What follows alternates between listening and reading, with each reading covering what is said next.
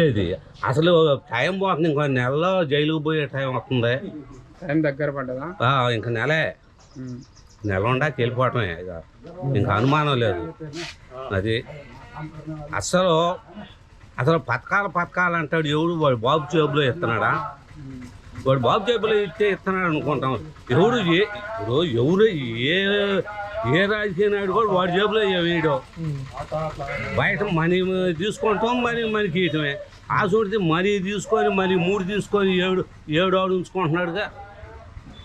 ఇప్పుడు 10లో మనకి ఇస్తుంది 3, 7 జగన్ ఉంచుకుంటున్నాడు.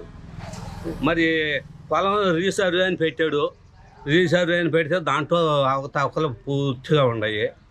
నాదే 10 సెంట్లు పోయింది, ఒకళ్ళ దాకా నాదే 10 సెంట్లు పోయింది. నా 10 సెంటుకి ₹1,00,000 లెక్కన ఇవాళ కొంటారు. మరి 10 సెంట్లు 10 లక్షలు నాది పోయినాయి, నేను ఎవడు చెప్పుకోవాలి ఆ బాధ? మరి దాంట్లోనే ఆ 10 సెంటుల్లోనే పోయిందే ఇస్తున్నారు. ఇవాళ నేను అమ్ముకోవాలంటే నీకు ఆ 10 సెంటులు తక్కువగా అయితేనే మేము కొంటాం అంటున్నారు కొనేవాడు.